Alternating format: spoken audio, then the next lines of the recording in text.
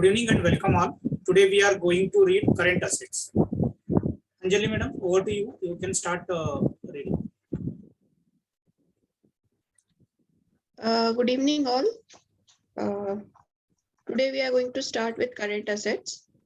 Following are the types of current assets: closing stock, deposits, sundry debtors, cash in hand, bank accounts, advance tax, TDS deducted by others, work in progress, advance payment to creditors. So we start with closing stock. Closing stock is a part of current assets. Closing stock planning is very important, otherwise your funds will get blocked. Save the unnecessary blockage of money in inventory to increase the liquidity. Further, save the interest cost by investing in the inventory through cash credit and overdraft. Lower inventory due to short purchase disturbs the production, thus affecting the sales and ultimately business profits. Perfecting the just-in-time purchase removes the unnecessary blockage of funds in the inventory. Generally speaking, 2 months of stock is standard to maintain the balance between production and working capital. Stock statements submitted to the bank should be as per the books. Stock or inventory can be classified in the following 3 categories: fast moving, medium moving, and slow moving. ABC analysis for inventory classification. Stocks are also classified as ABC analysis. A stands for high value and low in quantity. In B category come components which are medium value and medium in requirement. And C comprises low value and high quantity components. So first we'll look at high value and low in quantity. So this is class A inventory and is high in value though required in small quantity. Being high in value, it needs careful handling. We suggest that purchase class A category stock just in time to avoid unnecessary investment in the stock. Class A inventory must be kept in a safe area to avoid theft and leakage. Even a small quantity of loss may lead to huge financial loss to the company. Medium value and medium in quantity. This is class B inventory and must be maintained in the right quantity as it is required in quantity and has monetary value as well. Therefore, the right amount of inventory is crucial to reduce inventory carrying cost. Low value and high in quantity. This is class C inventory and requires more to store the inventory. Purchase the inventory just in time to avoid the rent of the premises for storage of material. Such types of inventory are generally fast moving in nature. An important note: maintain quantity details of inventory for proper reporting and controlling the stock. Inventory management system.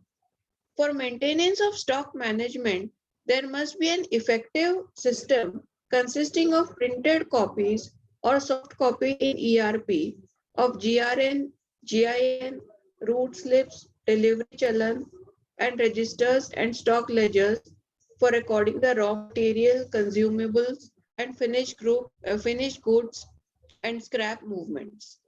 Raw materials, consumables, etc. that enter the plant premises must be in the software based on suppliers' invoices. These invoices must be stamped by the security personnel at the gate, signed by quality control department, and also signed by stores in charge to acknowledge the receipt of the material. The stores in charge must maintain record of raw materials and consumables. Any flaw in the system makes the stores in charge responsible for the shortages, pilferages, and thefts, etc. of the material. The documents or books that are needed for inventory system are as follows. Please note that these documents must be maintained in hard copy as well as soft copy. So the required documents are goods received note in triplicate, goods issue note in triplicate, route slip, delivery challan again in triplicate, and material inward register. A bound book containing particulars of date of receipt of material, invoice number and delivery note number, vehicle number, supplier's name, material description, quantity in kilograms or number, organization's GRN number, uh, location received in, signature of storekeeper, verified plant manager or his deputy. And finally, material issue register. A bound book containing particulars of date of issue of material, goods issue note number, route slip number, material description, quantity in kilograms or number, location issued to, signature of storekeeper, verified by finance manager or his deputy. So next set is deposits. There are two types of deposits, short-term and long-term.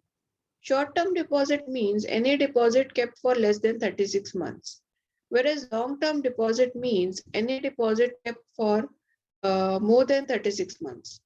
Deposits are part of current assets. The following are another type of deposits. Security deposit, rent deposit, fixed deposit, franchisee deposit. It is advisable to make FD online or offline with auto renewal. Check the rate of interest given by banks on such FD. We have observed that many times there is money lying idle in the current account, but no plan to make FD and earn extra money. So we suggest that first understand monthly cash flow of your business and maintain the current account balance. The extra amount of balance must be transferred to Swift FD or any other saving instrument to earn extra money. Sundry debtors. Sundry debtors are part of current assets. Sundry debtors are the balance amount receivable from the customers.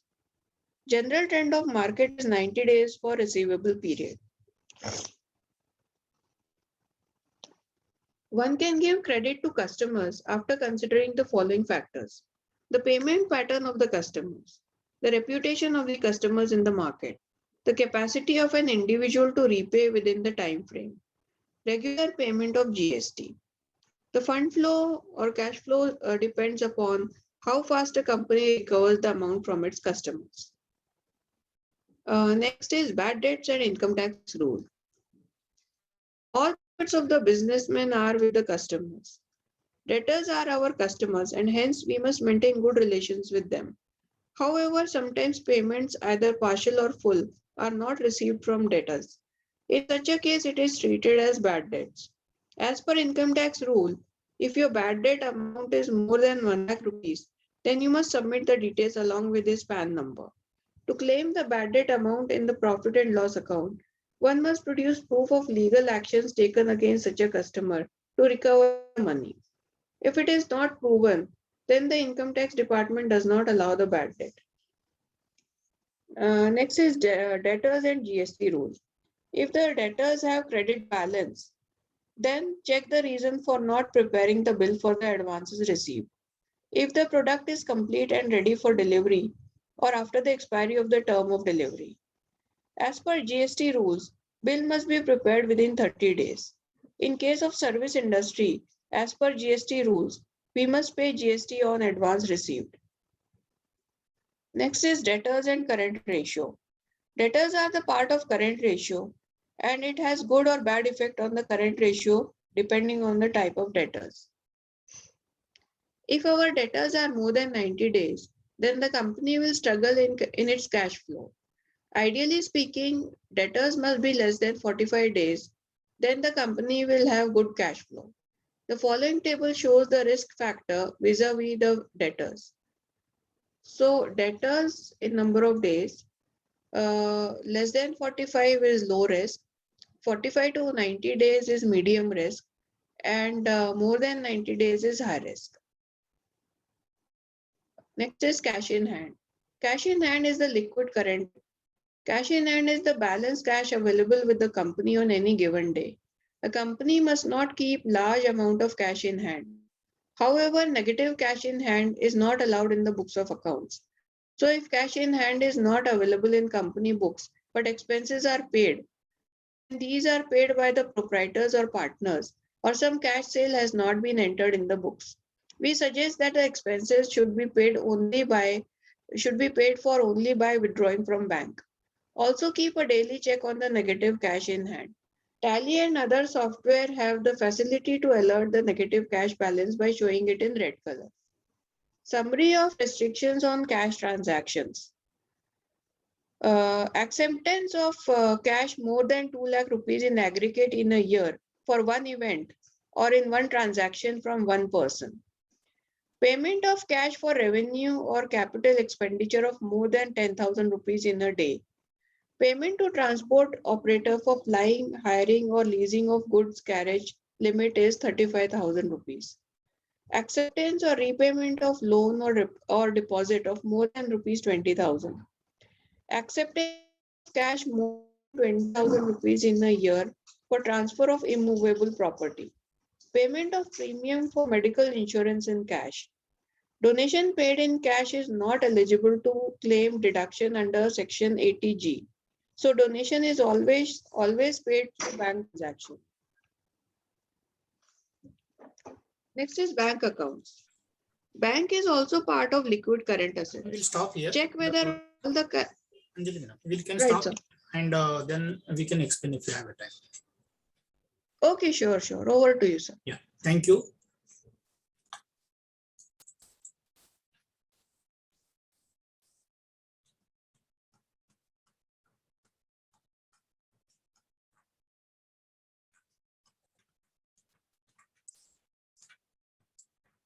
Thank you and welcome all of you. Today we are going to read current asset. Current assets में क्या क्या आता है हम लोग एक one by one will go in detail. Current assets में closing stock, deposits, sundry debtors, cash in hand, bank accounts, advance tax, TDS directed by others, work in progress, advance payment to creditors. ये सब हम लोग current accounts में bifurcations करते हैं. Closing stock is part of current assets. Closing stock का planning करना बहुत इंपॉर्टेंट है. सपोज क्लोजिंग स्टॉक में आपने ज्यादा इन्वेस्टमेंट किया, आपका फंड ब्लॉक हो जाता है. जैसे आपका फंड ब्लॉक हो जाएगा तो आपका लिक्विडिटी प्रॉब्लम हो जाएगा.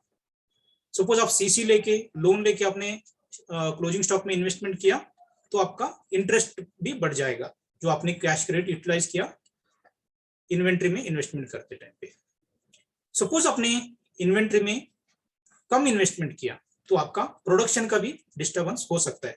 उसके लिए आपका बिजनेस में इफेक्ट होगा और आपका प्रॉफिट का भी इफेक्ट होता है. इसके लिए क्या करना है, जैसे स्टॉक में आपने ज्यादा इन्वेस्टमेंट किया तो आपको इंटरेस्ट बियर करना पड़ेगा. आपका जो भी फंड है वो अननेसेसरी इन्वेस्टमेंट होगा. उसके लिए आपका लिक्विडिटी के लिए प्रॉब्लम होता है. सपोज आपने कम इन्वेस्टमेंट किया, आपका बिजनेस के लिए प्रोडक्शन के लिए दिक्कत होता है और आपको प्रॉफिट के लिए भी इफेक्ट होता है. उसके लिए क्या करना है, कैसे हम लोग इन्वेंट्री मैनेजमेंट करना है, हम लोग डिटेल में जाएंगे.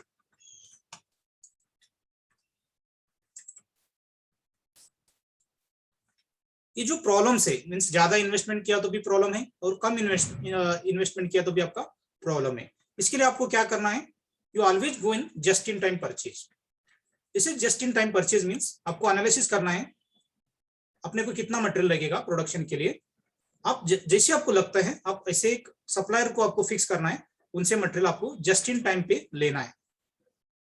स्टॉक अपने को कितना होना चाहिए जो स्टैंडर्ड है, जैसे हम स्टडी किया हुआ है आपका कितना मिनिमम स्टॉक होना चाहिए, कितना महीने का आपका स्टॉक होना चाहिए, ये सब कंपनी का इंडस्ट्री का एनालिसिस करके लिखा हुआ है. आपका मिनिमम 2 महीने का तो आपका स्टॉक आपका इन्वेस्टमेंट होना चाहिए. बहुत सारे कंपनी में ये एनालिसिस नहीं हुआ तो आप कभी कभी 6 महीने का 8 महीने का भी इसमें इन्वेस्टमेंट हो सकते हैं.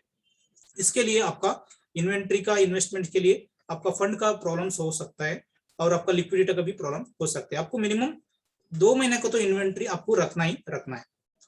इसके लिए आपका प्रोडक्शन भी अच्छा चलेगा, आपका इन्वेंट्री में ज्यादा पैसे भी ब्लॉक नहीं होगा. इन्वेंट्री हम लोग 3 कैटेगरी में बाइफर्केशंस कर सकते हैं, fast moving, medium moving and slow moving और नॉन मूविंग। आप ऐसे बाइफर्केशन करके उसको मटेरियल आप परचेज का जो भी आपको करना है तो आप इसके ऊपर आप एनालिसिस करके इन्वेंट्री में इन्वेस्टमेंट कर सकते हैं। ABC analysis of inventory classifications. Inventory में एबीसी एनालिसिस भी होता है। ये एबीसी एनालिसिस क्या होता है हम लोग देखेंगे। मींस आपका जो मटेरियल है आप उसको 3 कैटेगरी में आपको बाइफर्केशन करना है। फर्स्ट वन ये high value low in quantity, second one medium value medium in quantity, low value and high in quantity. Business में सबसे जो इंपॉर्टेंट है वो आपका स्टॉक है। आप सपोज स्टॉक में आप ध्यान नहीं दिया तो आपका बहुत सारी प्रॉब्लम्स हो सकते हैं। उसके लिए आपको क्लासिफिकेशन करके उसको मैनेज करना बहुत जरूरी है। जैसे ये जो कैटेगरी मटेरियल है ये हाई वैल्यू होता है बट उसका स्मॉल क्वांटिटी में होता है। जिससे हाई वैल्यू होता है उसके लिए आपको वेरी केयरफुल उसको हैंडलिंग करना है। आप ये कैटेगरी को भी जस्ट इन टाइम पे आप परचेज कर सकते हैं to avoid the huge investments. Class A inventory जो है आपको सेफ जगह पे रखना है, क्योंकि इन्वेंट्री थोड़ा भी थेफ्ट हुआ लीकेज हुआ तो आपका वैल्यू बहुत लॉस होगा। उसके लिए जो ए कैटेगरी इन्वेंट्री है आपको प्रॉपर सेफ्टी पे रखना बहुत जरूरी है, उसको सिक्योरिटी रखना बहुत जरूरी है। थोड़ा भी स्मॉल क्वांटिटी भी आपका लॉस हुआ क्योंकि ये इजी आप थेफ्ट कर सकते हैं। कोई आपका थोड़ा मटेरियल हाथ में लेके गया तो उसमें आपको लाखों रुपए का लॉस हो सकता है। इसके लिए ये जो ए कैटेगरी का जो इन्वेंट्री है उसको आपको प्रॉपर सेफ में रखना बहुत जरूरी है, नहीं तो आपका कंपनी का फाइनेंशियल लॉस हो जाएगा। दूसरा जो है वो this is class B inventory. ये medium values and medium quantity में ये होता है। इसको भी आपको प्रॉपर मैनेज करना बहुत जरूरी है। इसमें भी ज्यादा कम हुआ तो आपका बिजनेस का इफेक्ट होके आपका इन्वेंट्री कॉस्ट बढ़ सकता है। Low value and high in quantity, इसका जो वैल्यू है बहुत कम होता है बट इनका क्वांटिटी बहुत रहता है। जनरली ये ज्यादा से ज्यादा रेगुलर जो कंज्यूमशन होता है बिजनेस के लिए ये सी कैटेगरी का मटेरियल होता है। इसके लिए आपको ज्यादा से ज्यादा क्या लगेगा, हाई क्वांटिटी है उसके लिए आपको स्टोरेज जो स्पेस है वो ज्यादा लगेगा।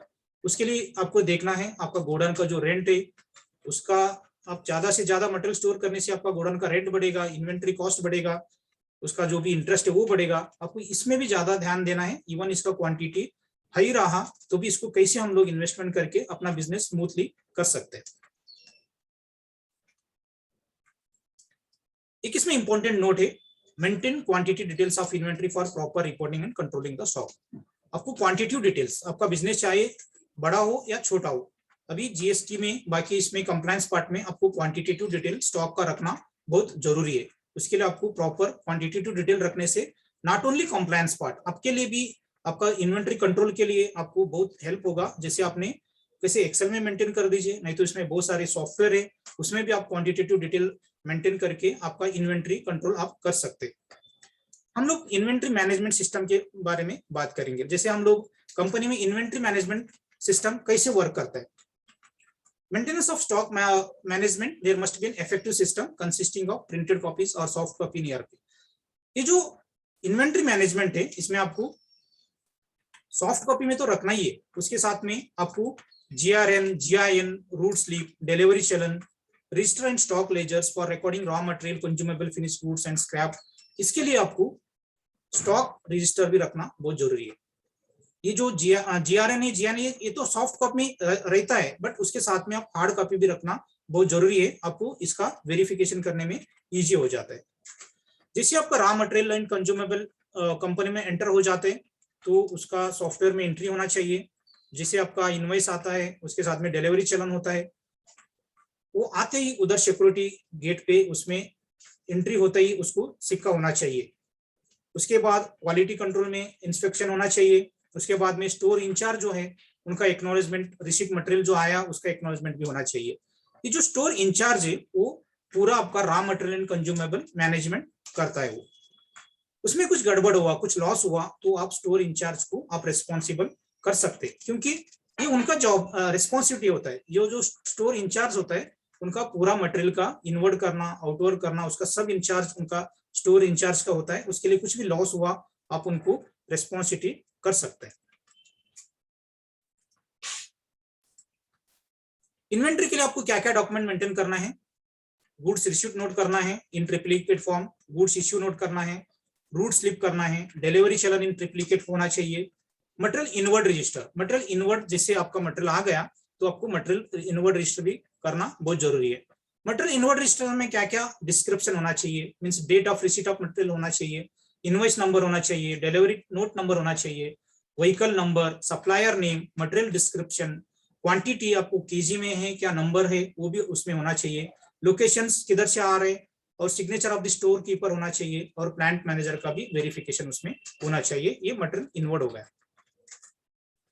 मटेरियल आउटवर्ड में material issue register, material issue register में क्या क्या होना चाहिए, आपका डेट ऑफ इश्यू मटेरियल होना चाहिए, date of issue, goods issue notes number होना चाहिए, रूट स्लिप होना चाहिए, मटेरियल डिस्क्रिप्शन होना चाहिए कौन सा मटेरियल है, क्वांटिटी भी होना चाहिए वो केजी में है नंबर में है, और लोकेशन अपने को किधर भेजना है वो भी उसमें डिटेल्स होना चाहिए, स्टोर कीपर का सिग्नेचर होना चाहिए, फाइनेंस मैनेजर का भी उनका वेरिफिकेशन होना चाहिए। ये सब चीजें अपना मटेरियल इश्यू रजिस्टर में मेंटेन करना है। ये पूरा इन्वेंट्री मैनेजमेंट सिस्टम में आते हैं। ये सब चीजें आप सपोज आपका कंपनी में सिस्टम इंप्लीमेंटेशन किया, आपका जो इन्वेंट्री है वो आप प्रॉपर मैनेज कर सकते।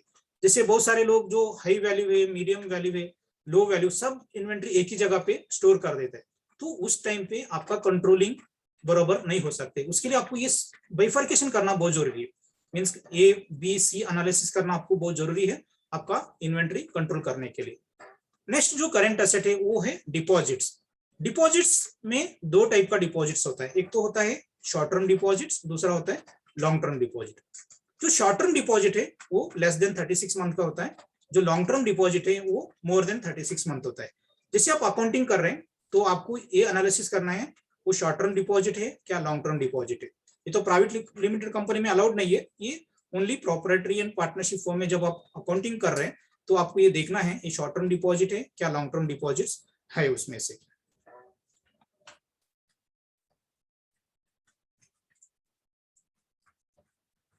Deposit are also part of current assets. इसमें सिक्योरिटी डिपॉजिट आ सकते हैं, रेंट डिपॉजिट आ सकते हैं, फिक्स डिपॉजिट आता है और फ्रेंचाइजी डिपॉजिट आता है।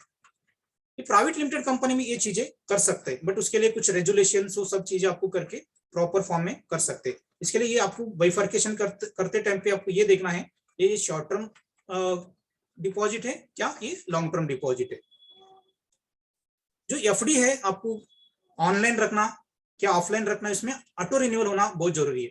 और आपका जो इंटरेस्ट मिल रहा है वो प्रॉपर आपका जो मार्केट के हिसाब से कितना इंटरेस्ट हो रहा है वो सब आपको प्रॉपर एनालिसिस करना है। फर्स्ट ईयर के लिए कितना हो रहा है, सेकंड ईयर आप सपोज 1 ईयर के लिए रखा तो कितना इंटरेस्ट मिल रहा है, 2 ईयर्स के लिए रखा तो कितना मिल रहा है, 3 ईयर्स रखा तो कितना मिल रहा है। ये सब एनालिसिस करके आपको एफडी रखना बहुत जरूरी है।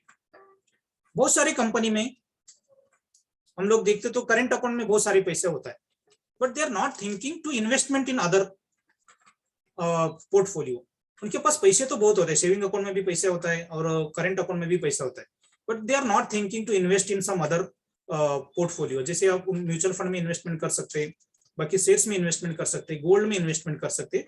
इसके लिए आपका एक कैश फ्लो एनालिसिस करना है। सपोज आपका अकाउंट में 10 लाख रुपीज बैलेंस है, वो 10 लाख में आपका रेगुलर एक्सपेंसेस कितना है, सपोज 5 लाख से, बाकी 4 लाख आप किधर भी आप इन्वेस्टमेंट कर सकते हैं। ये एनालिसिस करना बहुत जरूरी है। नहीं तो आप इधर एक स्विफ्ट एफडी बोल के भी एक ऑप्शन से आप स्विफ्ट एफडी भी आप उसमें सेलेक्ट करके इन्वेस्टमेंट कर सकते हैं।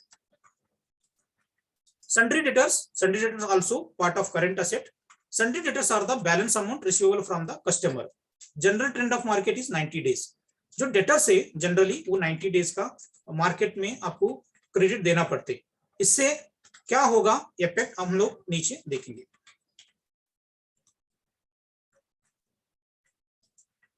आपको कस्टमर को जब आप बिजनेस स्टार्ट करेंगे तो आपको किसको आप क्रेडिट देना चाहिए ये एनालिसिस करना बहुत जरूरी है। आपको क्या एनालिसिस करना है before giving the credit to the customer, the payment pattern of the customer, means वो कस्टमर आपका पेमेंट कौन सा टर्म एंड कंडीशन में और कैसे आपको पे करने वाला है ये भी आपको देखना बहुत जरूरी है। And reputation of the customer in the market, उनका रेपुटेशन क्या है वो भी आपको स्टडी करना बहुत जरूरी है। क्योंकि सपोज आप उनको मटेरियल सप्लाई कर दिया, पैसे नहीं आया इन टाइम पे, तो आपको उसमें लॉस हो सकता है। उसके लिए आपको क्या करना है, आपको एनालिसिस करना है वो कस्टमर कैसे है, क्या है, उन्होंने टाइम पे पेमेंट करता है क्या नहीं करते, उसके बाद आप उनको क्रेडिट दे सकते हैं। And the capacity of individual to repay within the time frame, उनका कैपेसिटी भी कितना है। सपोज उनका टर्नओवर है 1 करोड़ और आप सप्लाई किया उनको 2 करोड़, उस टाइम पे आपका रीपेमेंट का दिक्कत हो सकता है। उसके लिए आपको उनका जो रीपेमेंट कैपेसिटी है वो भी देखना बहुत जरूरी है। रेगुलर पेमेंट ऑफ जीएसटी, आप जीएसटी भी वो रेगुलर पेमेंट करता है कि नहीं करता है, कंप्लायंस पार्ट आप अभी ऑनलाइन चेक कर सकते हैं। उसके हिसाब से आप आपका कस्टमर को क्रेडिट दे सकते हैं। जितना फास्ट अपनी कंपनी से आपका कंपनी का रिकवरी पॉलिसी अच्छा है, उतना आपका कैश फ्लो फंड फ्लो भी ज्यादा अच्छा तरफ से आप मैनेज कर सकते हैं। Bad debts and income tax rules, all profit of the business are with the customer. जैसे आपका 31 मार्च में आपका जो भी प्रॉफिट है वो ज्यादा से ज्यादा डेटर्स के पास आते हैं। जितना फास्ट आपने उसको रिकवरी करते हैं, आपका लिक्विड पैसे मिलता है, आप उसको ज्यादा दूसरा जगह पे आप इन्वेस्टमेंट कर सकते हैं, लोन रिपेमेंट कर सकते हैं। उसके लिए आपको रिकवरी होना, बहुत फास्ट रिकवरी रहना बहुत जरूरी है। We must maintain the good relation with them, customer के साथ आपको अच्छा रिलेशन रखना है। कभी कभी क्या होता है, कुछ पार्ट अमाउंट्स आपको रिकवरी नहीं होता है, उस टाइम पे उसको हम लोग बैड डेट्स बोल के ट्रीट करता है।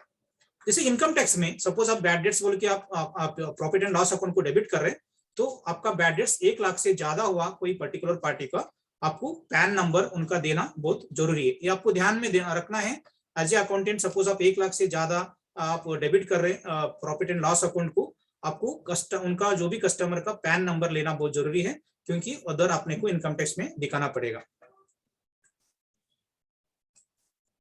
बैड डेट्स सिर्फ आप ऐसे direct profit and loss account को डेबिट किया तो इनकम टैक्स डिपार्टमेंट एक्सेप्ट नहीं करेगा, क्योंकि आपको उनके ऊपर लीगल एक्शन भी लेना चाहिए। कोई आपको पैसे नहीं दे रहे तो आप उसके लिए क्या एक्शन लिया, उनके एक्शन लेना, लीगल एक्शन लेना, उसको कंटिन्यूअस नोटिस भेजना, उनको रिकवरी का मेल भेजना, ये बहुत जरूरी है।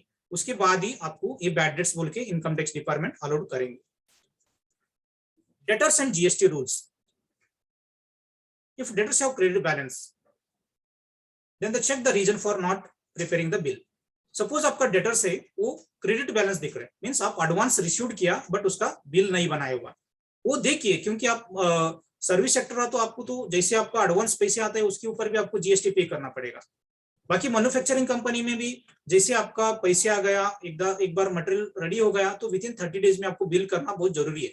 आपको ये देखना है डेटर्स का क्रेडिट बैलेंस क्यों रह गया, तो उसके ऊपर आप बिल क्यों नहीं किया, वो रीजन फाइंड आउट करना बहुत जरूरी है। Debtors and current ratios, debtor are also part of the current ratio and it has good or bad effect on the current ratio depending on the type of the debtors. Current ratio आपका मैंने last time हम लोग discussion किया था current ratio के ऊपर। Current ratio calculation करते time में debtors is also part of current asset for calculating the current ratios. आपका जितना डेटर्स का आपका जो पीरियड है जितना बढ़ गया उतना बिजनेस आपका रिस्क में हो जाते। उसके लिए if our debtors are more than 90 days then the company will struggle in cash flow। जैसे आपका डेटर्स का जो टर्म एंड कंडीशन से if it is more than 90 days तो आप रिस्की में बिजनेस कर रहे हैं। इधर एक चार्ट्स दिया हुआ है, सपोज आपका डेटर्स लेस देन 45 डेज है, मींस आपने एक मटेरियल आज सेल किया, 45 डेज में आपको पैसे आ रहे कस्टमर से, तो आपका बिजनेस जो है वो लो रिस्क में बिजनेस कर रहे हैं। मींस आपका लिक्विडिटी एकदम परफेक्ट है, आपको ज्यादा लोन लेना जरूरत नहीं है, आपको ज्यादा इन टाइम पे आप सैलरी कर सकते, इन टाइम पे सब आप चीजें कर सकते। इसके लिए आपका लिक्विडिटी है वो आपका ज्यादा अच्छा रहेगा।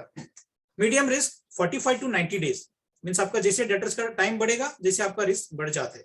सपोज आपका जो डेटर्स का पीरियड है मोर देन 90 डेज है, तो उस टाइम पे आपका रिस्क ज्यादा बढ़ जाएगा। उसके लिए आपका डेटर्स ऑलवेज 90 डेज से कम होना चाहिए। Cash in hand, this is also one of the part of current assets. Cash in hand जो रहते हैं अपने को जो रेगुलर खर्चा करने के लिए अपने को जो कैश लगेगा कंपनी में उसको कैश इन हैंड बोलते हैं। जैसे अपना पेटी कैश खर्चा करने के लिए, कुछ कैश में एक्सपेंसेस करने के लिए हम लोग बैलेंस कैश रखते हैं, इसको कैश इन हैंड बोलते हैं हम लोग। कैश इन हैंड नेगेटिव नहीं होना चाहिए।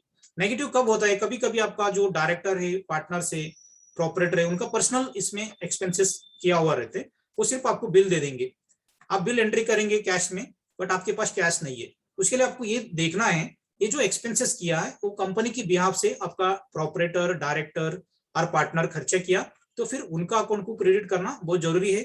उसके लिए कैश इन हैंड कभी भी नेगेटिव नहीं होना चाहिए। आपको ज्यादा से ज्यादा बैंक से विड्रॉल करके आपको कैश का जो भी एक्सपेंसेस है वो होना चाहिए, ये बहुत जरूरी है।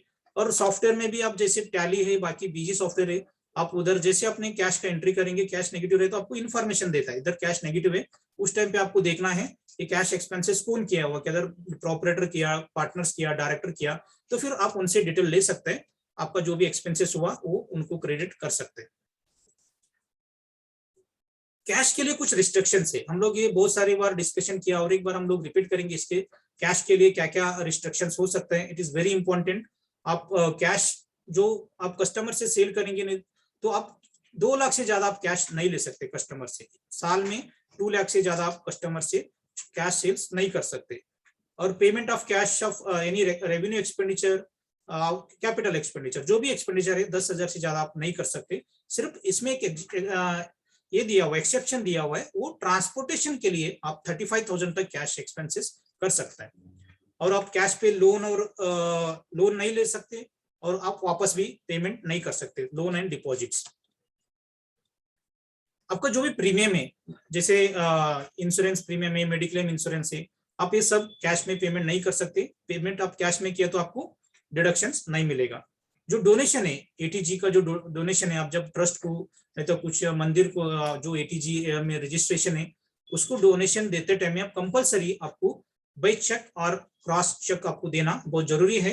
आप इसको कैश पे नहीं दे सकते, नहीं तो आपको डिडक्शंस नहीं मिलने वाला है। Thank you. Anjali madam, you can read this bank accounts. We have another 15 minutes time.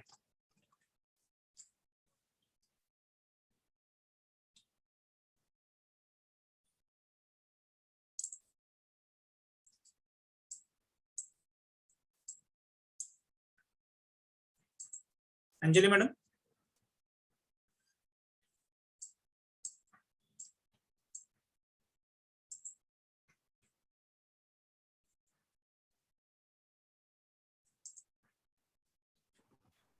Hello.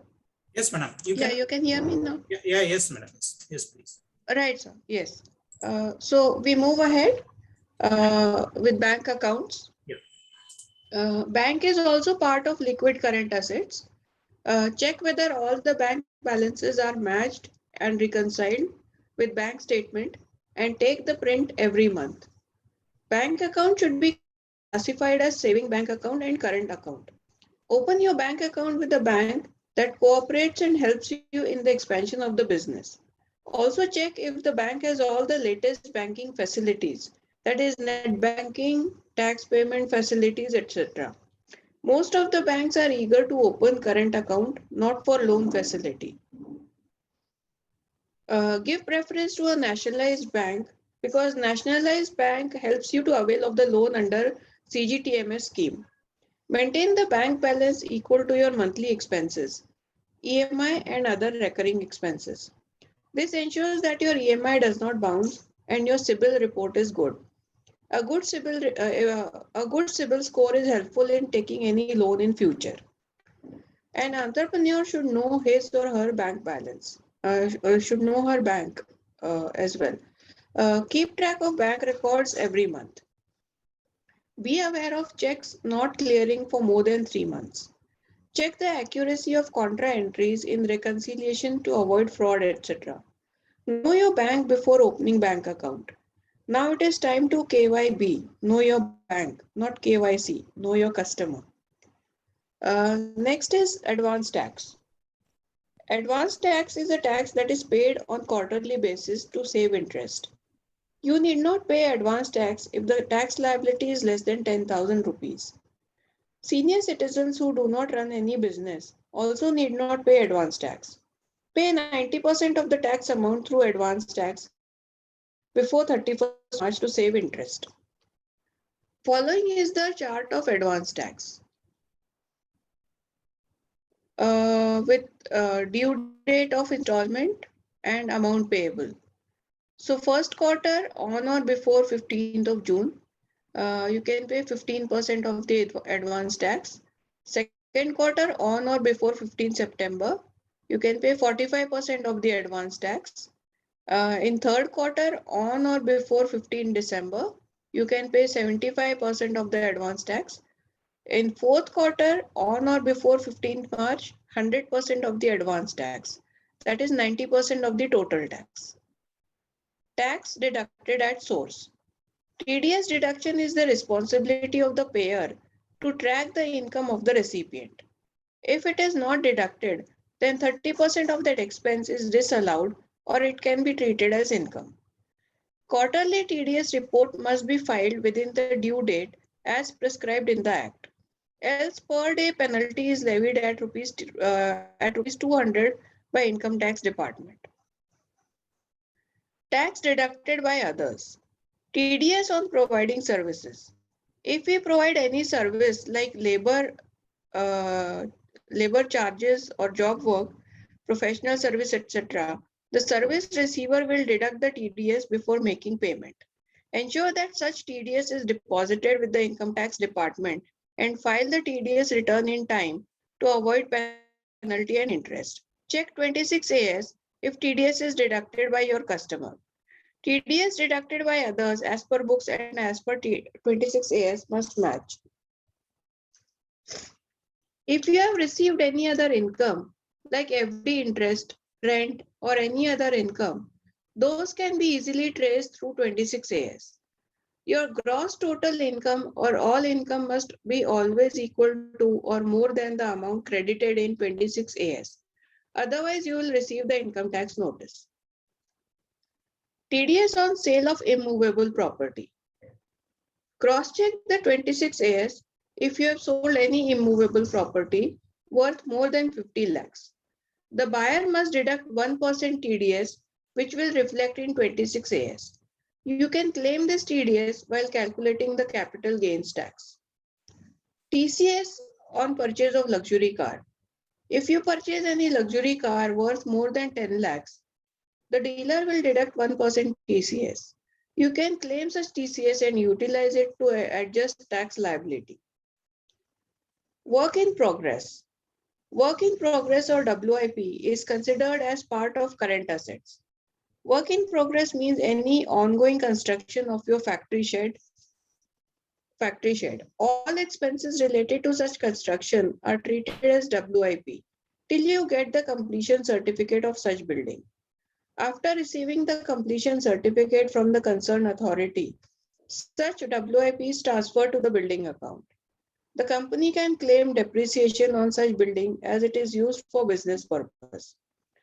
It is important to note that land must be shown separately. It does not form part of WIP. Advance paid to creditors. Advance paid to creditors is a part of loans and advances under the head current assets. Alternatively, it can be deducted from the creditors. It is best to avoid the advance payment to the supplier unless there is a monopoly of such material. Advance payment blocks your liquidity to that extent. Note that if you are using cash credit facility, you are paying interest to bank on such advances. So the quote is, balance sheet educates us about the liabilities and assets in our business. More the assets, healthier is the balance sheet. Total liability is equal to total assets. Over to you, sir. Thank you, madam. With this, we end the this chapter. Yeah, thank you.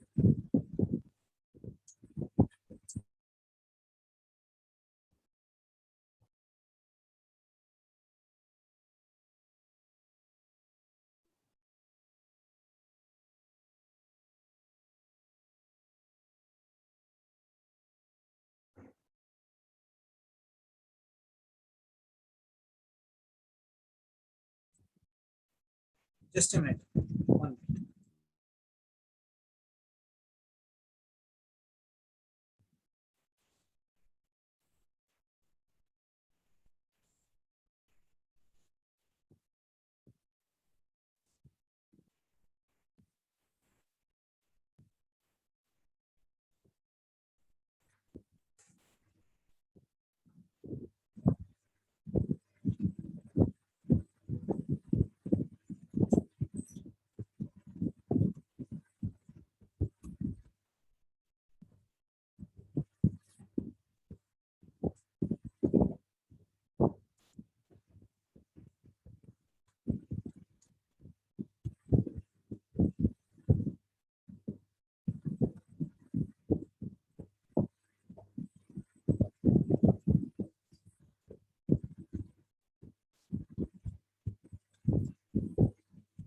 bank accounts, bank is also part of liquid current assets.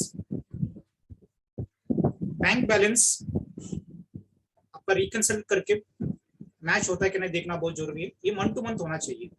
As a owner, as a accountant आपको ये देखना है आपका जो bank है वो रिकंसिल month to month होना चाहिए और आपका एवरी मंथ बैंक स्टेटमेंट से वो मैच होना बहुत जरूरी है। बैंक में एक सेविंग अकाउंट होता है, करंट अकाउंट होता है, ये सबको पता है। Open your bank account with the bank that cooperate and help you in expansion of your business. जैसे आप बैंक जैसे बिजनेस स्टार्ट करेंगे, आपका सबसे बड़ा क्वेश्चन ये होता है कि हम बैंक अकाउंट्स किधर ओपन करना है। ये आपको एनालिसिस करना है। जो भी बैंक है आपको जो प्रॉपर बिजनेस एक्सपेंशन के लिए आपको हेल्प करता है उस वही बैंक आपको अकाउंट ओपन करना बहुत जरूरी है। बहुत सारे बैंक करंट अकाउंट ओपन करने में बहुत अग्रेसिव होता है। जैसे लोन का पार्ट आता है, they are not helping you. So आपको ये देखना है अपना एक्सपेंशन के लिए कौन सा बैंक ज्यादा अपने को हेल्प करेंगे, वो बैंक में आपको करंट अकाउंट ओपन करना बहुत जरूरी है। आपको ये भी देखना है, जैसे अभी आप जाके कोऑपरेटिव बैंक में अकाउंट ओपन किया तो भी जीएसटी कंपलसरी आपको नेट बैंकिंग से पे करना है। जो नेट बैंकिंग फैसिलिटी भी होना चाहिए वो भी आपको देखना है। तो उससे क्या होगा, आपका जीएसटी पेमेंट आप प्रॉपर इन टाइम पे कर सकते हैं, नहीं तो आप दूसरों को अकाउंट में पे करना पड़ेगा। जैसे बैंक अकाउंट आप ओपन करेंगे, जैसे प्राइवेट लिमिटेड कंपनी में कंपनी आप ओपन करते टाइम ही आपको कौन सा बैंक में आप अकाउंट ओपन करेंगे जैसे वो कंपलसरी पूछता है। अभी बहुत सारे हम लोग कंपनी फॉर्मेशन करते टाइम में बैंक का नाम दिया हुआ रहते, अब वो बैंक में अकाउंट ओपन करना कंपलसरी नहीं है। बहुत सारे लोगों को ये कंफ्यूज होता है। जैसे कंपनी फॉर्मेशन के टाइम पे आप कौन सा भी एक एक्स बैंक का आपने नाम डाल दिया, वो एक्स बैंक से आपको कंपनी फॉर्मेशन होने के बाद आपको फोन आता है आपका बैंक अकाउंट ओपन करना है, अपना बैंक में अपने नाम डाला था। ऐसे कुछ कंपलसरी नहीं है, आप बाद में दूसरा बैंक में आप अकाउंट ओपन कर सकते जो अपने को एक्सपेंशन के लिए हेल्प कर सकते। नेशनलाइज बैंक करने से आपको क्या फायदा होगा, आपको सीजीटीएमएस बैंक का जो लोन है वो स्कीम का फायदा आपको मिल सकता है। बाकी बैंक आपको सीजीटीएमएस लोन नहीं दे सकते। ये सीजीटीएमएस क्या स्कीम है हम लोग ऑलरेडी लास्ट चैप्टर्स में हम लोग डिस्कस किया हुआ है। उसके लिए आपका जो बैंक अकाउंट है ज्यादा से ज्यादा आपको नेशनलाइज बैंक में, और जो अपने के लिए बिजनेस एक्सपेंशन के लिए जो हेल्प करेंगे ऐसे बैंक में आपको ओपन करना बहुत जरूरी है। आपका मंथली जो बैलेंस है, आपका जो भी खर्चे है उतना मेंटेन करना बहुत जरूरी है। इन टाइम पे सब ईएमआई गया तो आपका सिविल रिपोर्ट भी अच्छा रहेगा। बैंक के बारे में आपको क्या देखना है, keep track bank record every month. को एवरी मंथ बैंक अकाउंट का एनालिसिस करना है, मेरा बैंक में कितना बैलेंस है, मेरा कितना आउटफ्लो होने वाला है, कितना इनफ्लो होने वाला है, ये सब चीजें आपको देखने के लिए बैंक रिकॉर्ड एवरी मंथ देखना बहुत जरूरी है। आपको ये भी देखना है जो चेक अपने बैंक में जमा किया वो क्लियर ही नहीं हुआ 3 महीने से, बिकॉज जो चेक का जो वैलिडिटी है वो 3 मंथ होता है। सपोज आपने 3 मंथ में क्लियर नहीं हुआ तो आप उसको देखना है कि वो चेक रिटर्न हुआ क्या, और एक दूसरा चेक आप उसका ले सकते हैं। Check the accuracy of contra entries in reconciliation to avoid the fraud. जैसे आप रिकंसिलिएशन चेक करेंगे उसमें कॉन्ट्रा एंट्री नहीं होना चाहिए, क्योंकि कॉन्ट्रा एंट्री ये होता है सेम डेट में वो क्लियर हुआ रहता है। उसके लिए आपको ये भी देखना है कभी भी आपका बैंक रिकंसिलिएशन में कॉन्ट्रा एंट्री नहीं दिखना चाहिए। सपोज कॉन्ट्रा एंट्री दिखा तो उधर ज्यादा से ज्यादा कुछ मैनिपुलेशन नहीं तो फ्रॉड होने का चांसेस होता है। As a accountant, as a owner आपको ये देखना है आपका बैंक रिकंसिलिएशन में कॉन्ट्रा एंट्री मींस उनका ट्रांसफर होता है, बैंक टू बैंक ट्रांसफर होता है, कैश विड्रॉल हुआ, कैश डिपॉजिट हुआ, ये सब चीजें कॉन्ट्रा एंट्री में आता है। तो इसमें कुछ गड़बड़ हुआ तो आपका बैंक रिको में ये कॉन्ट्रा एंट्री दिखने को चालू होता है, तो आपको ये देखना है। तो ये कॉन्ट्रा एंट्री आपका बैंक रिकंसिलिएशन में नहीं आना चाहिए। Know your bank before opening the bank account. जैसे बैंक आपका केवाईसी करता है, अभी आपको आपका केवाईबी भी करना बहुत जरूरी है। जैसे आपका केवाईसी बैंक में करते हैं, जैसे आप केवाईबी भी आपको करना बहुत जरूरी है। बहुत सारे लोग नो योर बैंक मीन्स आप कुछ गलत बैंक से डिपॉजिट रखा, करंट अकाउंट ओपन किया तो उसमें ज्यादा से ज्यादा भी डूबने का चांसेस हुआ तो आपका सब एफडी सब आपका लॉस हो जाता है। उसके लिए आपको ये देखना है वो बैंक कौन सा है, उनका क्या एनपी रेशियो क्या है, उसका फ्यूचर क्या है, ये सब चीजें आपको एनालिसिस करना बहुत जरूरी है। जैसे वो तो आपका केवाईसी लेके ही बैंक अकाउंट ओपन करेंगे आरबीआई रूल के हिसाब से, बट एज ए कस्टमर आपको भी नो योर बैंक भी आपको चेक करना बहुत जरूरी है। नहीं तो अभी बहुत सारे अभी बैंक अभी कोऑपरेटिव में हम लोग देखते हैं तो किसी का बहुत सारे लोगों का एफडी डूब गया। उसके लिए आपको ये देखना है तो आप बैंक अकाउंट ओपन करने से पहले आपको बैंक का भी बारे में जानना बहुत जरूरी है। दूसरा जो करंट असेट है वो एडवांस टैक्स। एडवांस टैक्स आपको क्वार्टरली पे करना है, तो आपने पे नहीं किया तो आपको इंटरेस्ट बहुत कॉस्टली इंटरेस्ट होता है इसमें पर मंथ। इधर टोटल 3 सेक्शंस रहते हैं, हर एक इसमें आपको अराउंड 18% वो एक सेक्शन में आपको इंटरेस्ट होता है। उसके लिए आपको इन टाइम पे एडवांस टैक्स भरने से आपको ज्यादा से ज्यादा फायदा होगा। आपका जो भी जिसका भी टैक्स लायबिलिटी 10,000 से ज्यादा आता है, सब लोग एडवांस टैक्स भरना बहुत जरूरी है, उससे आपका इंटरेस्ट सेव हो सकता है। सीनियर सिटीजन के लिए एग्जम्पशन है, सिर्फ उनका इनकम बिजनेस नहीं होना चाहिए। सपोज सीनियर सिटीजन हो तो बिजनेस कर रहे हैं तो उनको भी एडवांस टैक्स पे करना जरूरी है। उनका कुछ इंटरेस्ट इनकम है, बाकी कुछ other than business income, rent income है, उनको एडवांस टैक्स भरना जरूरी है नहीं है। एडवांस टैक्स कितना पे करना है आपको? 90% of the tax amount through in advance tax आपको पे करना है before 31 March two save the interest. जो आपका सपोज लायबिलिटी 1 लाख रुपए आ रहे हैं तो आप 90,000 रुपीज मिनिमम आपको एडवांस टैक्स पे करना है उसका ईयर एंड तक। इससे आपका इंटरेस्ट लायबिलिटी कम आएगा, नहीं तो नहीं आएगा उसके ऊपर। एडवांस टैक्स आपको कैसे पे करना है? फर्स्ट क्वार्टर आपको जून 15 से पहले आपको पे करना है। कितना पे करना है? तो 15% ऑफ दी जो भी आपका टैक्स आ रहा है, सपोज आपका 1 लाख रुपए टैक्स आ रहे तो आपको उधर 15,000 पे करना है। नेक्स्ट क्वार्टर में 15 सितंबर से पहले पे करना है। थर्ड क्वार्टर आपको 15 दिसंबर से पहले पे करना है, और जो फोर्थ क्वार्टर है वो आपको 15 मार्च से पहले पे करना है। उसका परसेंटेज अलग अलग है, 15%, 45% सेकंड क्वार्टर, 75% थर्ड क्वार्टर, ऐसे 90% तक आपको पेमेंट करना है advance tax before 15th of the March. TDS deduction is the responsibility of the payer to track the income of the recipient. जैसे हम लोग अभी बिजनेस कर रहे हैं तो अपना जो बिजनेस है वो प्राइवेट लिमिटेड है, पार्टनरशिप फर्म है, नहीं तो अपना प्रॉपर्टी बिजनेस है, बट हम लोग ऑडिट में है तो आपको टीडीएस कट करना बहुत जरूरी है। ये अपना टीडीएस लायबिलिटी पार्ट हो गया। हम लोग दोनों इसमें कवर इसके लिए किया, आपको इजीली अंडरस्टैंड होना चाहिए, उसके लिए टीडीएस लायबिलिटी पार्ट और टीडीएस डिडक्टेड बाय अदर्स दोनों इसमें लिया हुआ है। ये जो टीडीएस है, सपोज आपने टीडीएस डिडक्ट नहीं किया तो क्या कॉन्सिक्वेंस होगा? आपका 30% जो एक्सपेंसेस है वो डिसअलाउड हो जाएगा, means it is treated as a income. Suppose आपने टीडीएस नहीं कट किया तो आपका एक्सपेंसेस, सपोज आपका 1 लाख के ऊपर आपको टीडीएस कट करना था, आपने कट नहीं किया तो 30,000 जो है वो एक्सपेंसेस डिसअलाउड होगा, मींस उसके ऊपर भी आपको इनकम टैक्स पे करना पड़ेगा। आपको टीडीएस रिटर्न इन टाइम पे क्वार्टरली भरना है, नहीं तो आपको 200 रुपए पेनल्टी पड़ेगा। ये होगा अपने को। अब हम लोग एज ए बिजनेसमैन टीडीएस नहीं कट किए तो क्या होगा, ये कॉन्सिक्वेंस है। और जब दूसरा लोग अपने को टीडीएस कट करता है वो टीडीएस डिडक्टेड बाय अदर्स हो जाते हैं, जैसे टीडीएस ऑन प्रोवाइडिंग सर्विसेज। जैसे if you want to provide like labour charges service का, तो आपको सामने वाला ने टीडीएस कट करके आपको पेमेंट किया हुआ रहते हैं। आपको ये देखना है टीडीएस जो जमा किया वो 26 ईयर्स में प्रॉपर रिफ्लेक्ट हो रहा है क्या नहीं हो रहा है। तो रिफ्लेक्ट नहीं हुआ तो उनको आप उनका टीडीएस सर्टिफिकेट आप ले सकते हैं उनसे। तो आपको 26 ईयर्स से एक बार चेक करके वो प्रॉपर टीडीएस रिफ्लेक्ट हो रहा है क्या नहीं हो रहा है वो आपको देखना है। If you have received any other income like FD, interest, rent, ये भी आपका 26 ईयर्स में दिखता है। जैसे आपका लेबर, सपोज अपने लेबर चार्जेस सेल्स दूसरों को कर रहे हैं तो आपका टीडीएस कट करके वो 26 ईयर्स में दिखेगा। ऐसे ही आपका एफडी इंटरेस्ट भी बैंक ने टीडीएस कट करके भरा हुआ तो वो भी आपका 26 ईयर्स में दिखेगा। रेंट इनकम है तो उसका भी आपको 26 ईयर्स में दिखता है। ये सब 26 ईयर्स के हिसाब से आपको जाना बहुत जरूरी है। आपका जो इनकम है वो 26 ईयर्स से ज्यादा होना चाहिए, नहीं तो जितना 26 ईयर्स में है उतना तो इनकम आपको दिखाना ही है, क्योंकि आपका जो भी इनकम है वो 26 ईयर्स के हिसाब से होना बहुत जरूरी है, नहीं तो आपको नोटिस आ सकता है। उसके लिए आपको ध्यान देना है, जब भी आप इनकम टैक्स रिटर्न भर रहे हैं तो आप प्रॉपर उसका एफडी इंटरेस्ट का certificate, rent of TDS cut किया तो रेंट इनकम सब 26 ईयर्स के हिसाब से आपको रिटर्न भरना बहुत जरूरी है।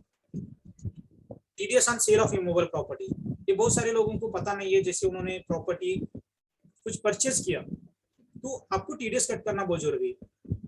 आपने सेल किया तो सामने वाला आपका टीडीएस कट किया हुआ रहता है 1%, ये भी 26 ईयर्स में दिखता है। जैसे बहुत सारे लोग 50 लाख से ऊपर प्रॉपर्टी खरीदी किया हुआ रहता है बट टीडीएस कट नहीं होता है। तो आपको ये ध्यान में रखना है, आपका सपोज आप प्रॉपर्टी परचेज कर रहे हैं, आपका वो जो agreement value more than 50 lakh है, आपको 1% टीडीएस कट करके एक पेमेंट करना बहुत जरूरी है। आप सेल किए तो आपका बायर आपको टीडीएस 1% कट करके आपको टीडीएस 26 ईयर्स में दिखेगा। आप रिटर्न भर के आप उसका रिफंड ले सकते हैं।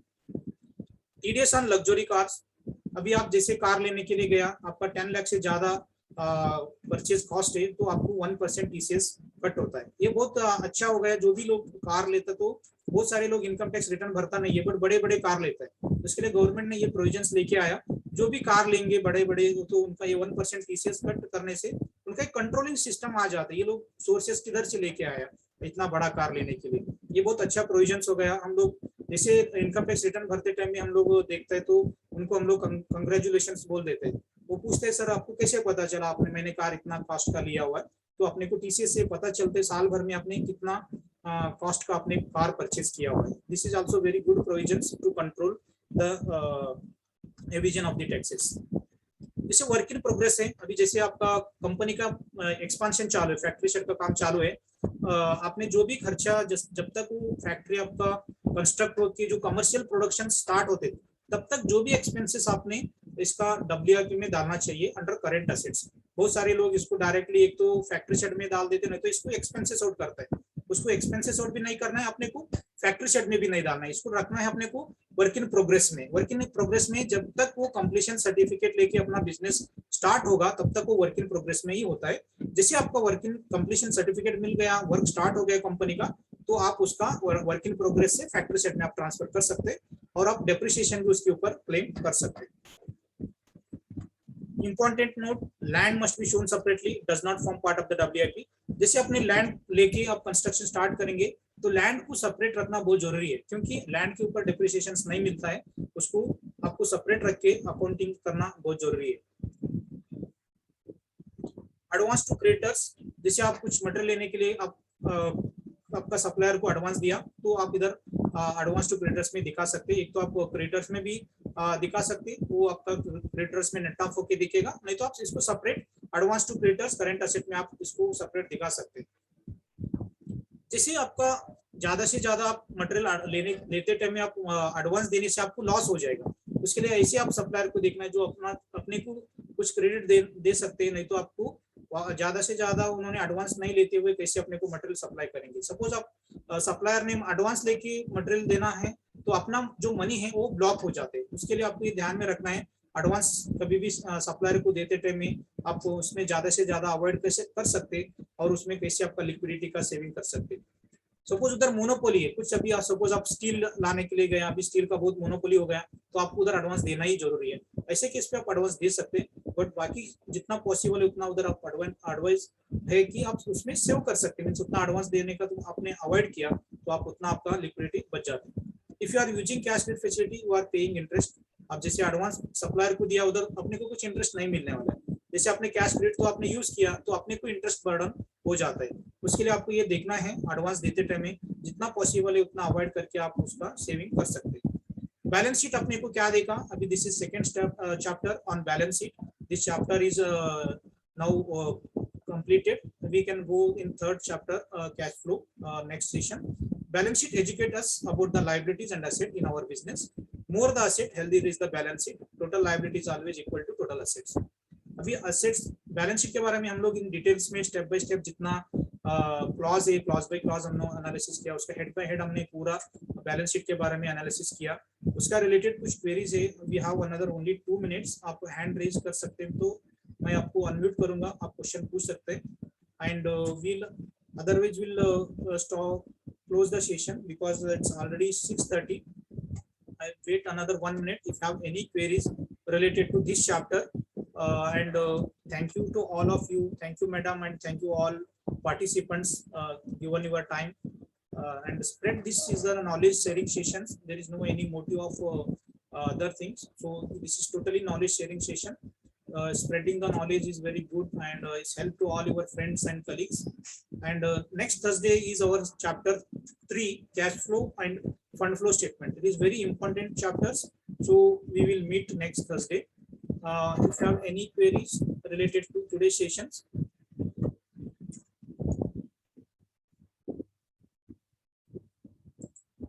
Yes, this is the question, how much URD sales can be done according to the turnover.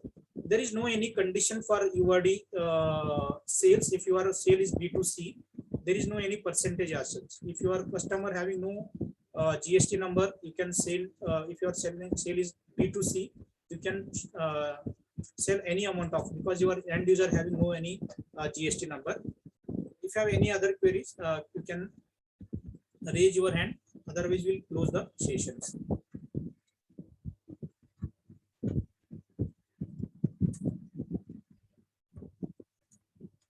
Thank you, madam, and thank you all participants.